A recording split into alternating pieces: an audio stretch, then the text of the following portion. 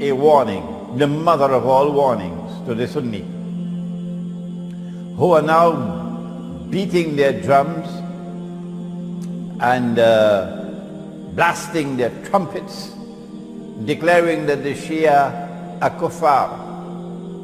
Those Sunni who are dancing to every tune that Dajjal plays should listen to this warning. And it is delivered as part of a theoretical presentation with no boxing gloves on my hands. No. How does a community become kuffar when they say of themselves that they are Muslim? There is a process. And those who dance to Dajjal's tunes should know what is the process. The process is that a scholar, not a schoolboy, a scholar of a sufficient rank and standing in the world of Islamic scholarship, must deliver a fatwa or a legal opinion. And that legal opinion is delivered with all the arguments which support the position, declaring that a particular group of people are no longer Muslims, they are kuffar. This fatwa of kufr has to be established, has to be pronounced.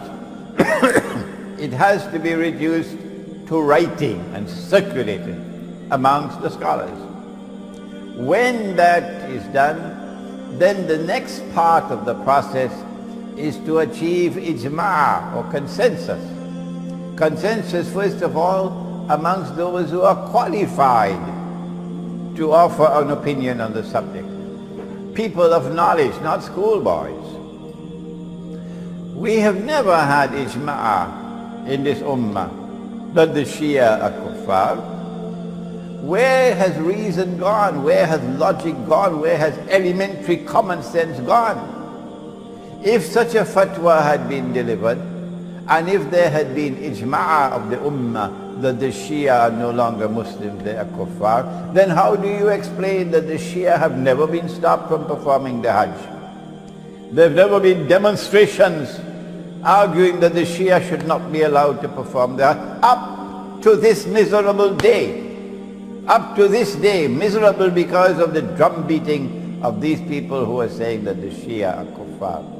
If you say of a Muslim that he is kafir, and he is not kafir, you become kafir, said the Prophet ﷺ. You become a kafir. So I want to deliver the mother of all warnings to those Sunnis who are beating the drums of war against the Shia, to those Sunnis who are dancing to Dajjal's tunes. Why? Because Dajjal wants to ignite Sunni-Shia civil war in the world of Islam at this time, but they cannot understand that. They have eyes and yet cannot see. They have ears and yet cannot hear. They have hearts and yet do not understand. Allah says of such people, "Ulaika kal an'am," they are just like cattle. They're just like cattle. Bal hum adall. Rather, they are more misguided than cattle. My words are strong. My words are bitter. Yes, I know. But I have to speak like this because the house of Islam is threatened now with civil war. And so I say to them, come on and deliver the fatwa. Get a scholar of some eminence to deliver the fatwa. Let us see the fatwa. Bring it forward. And then let us see whether you can get ijma' al-ummah on that bogus fatwa. Bogus because it's a long time now since the Shias have been here. It's more than 1,000 years now. You had a long time to give that fatwa. Having spoken those words very sternly to those Sunni who are beating the drums of war, particularly in the Arab world, against the Shia, it is now time for us to deliver a warning to the Shia as well.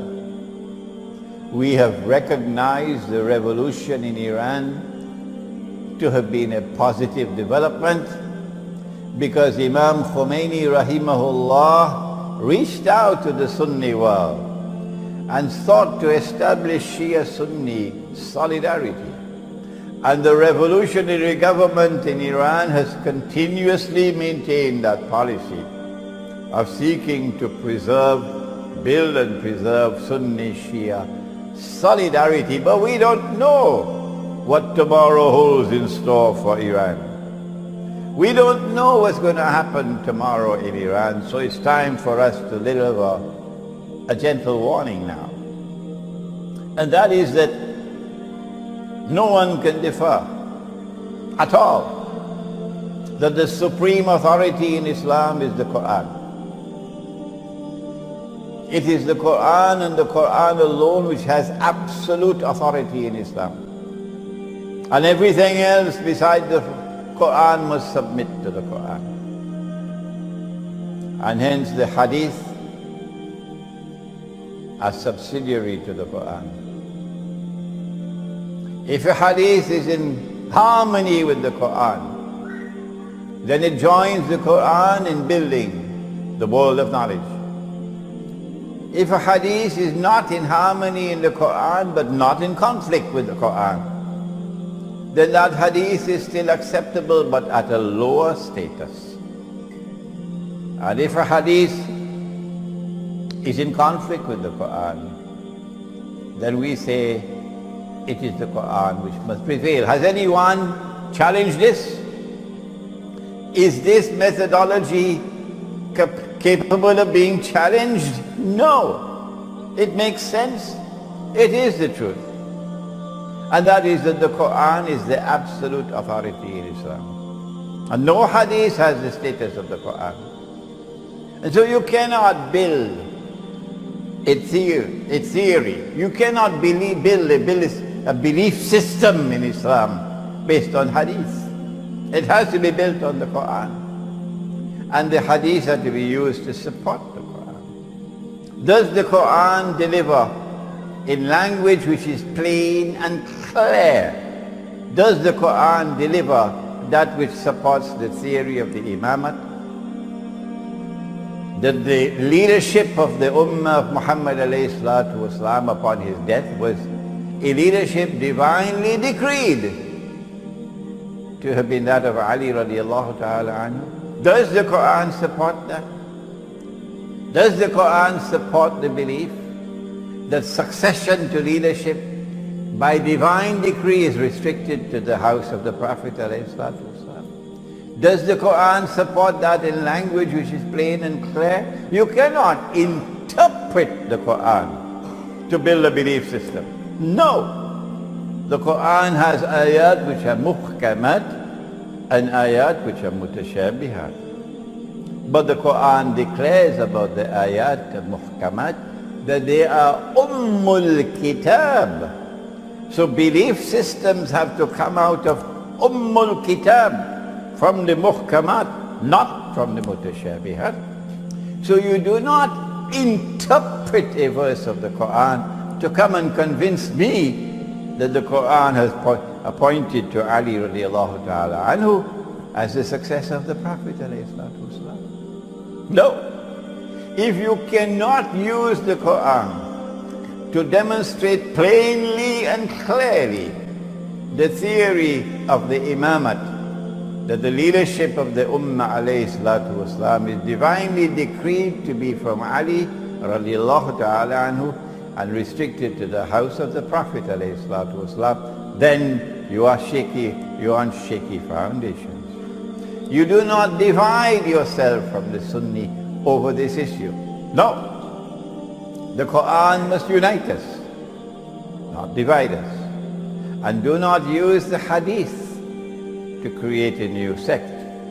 And so we urge you never, never, never to say of Abu Bakr Siddiq or Umar Farooq or Uthman Ghani radiallahu ta'ala anhum that they were usurpers. You have no authority to speak such language from the Quran. If we are able to agree on these two issues, that a fatwa of kufr has to achieve ijma', before a people can be recognized to be kuffar. And that has never happened in the case of the Shia.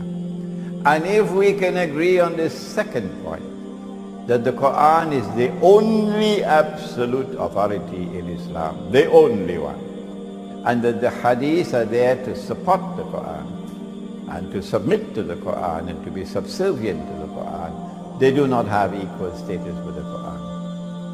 And if we can further recognize that the Quran does not provide a foundation for this theory of the Imam, then we know that it is possible for us to build a bridge between the Shia and the Sunni, a bridge with integrity in it, that the Shia and the Sunni can both hold fast to the Quran, and the Quran can unite us, and the enemies can grind their teeth in frustration.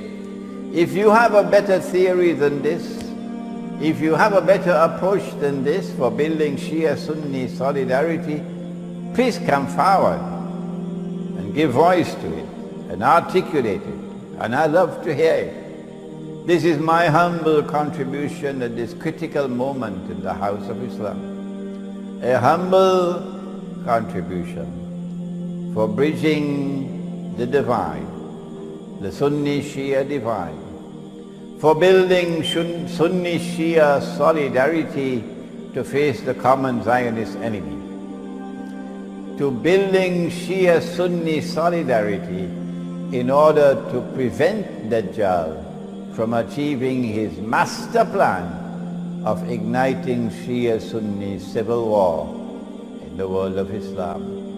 I hope these words of mine will reach the Shia and the Sunni, and that these words of mine may germinate.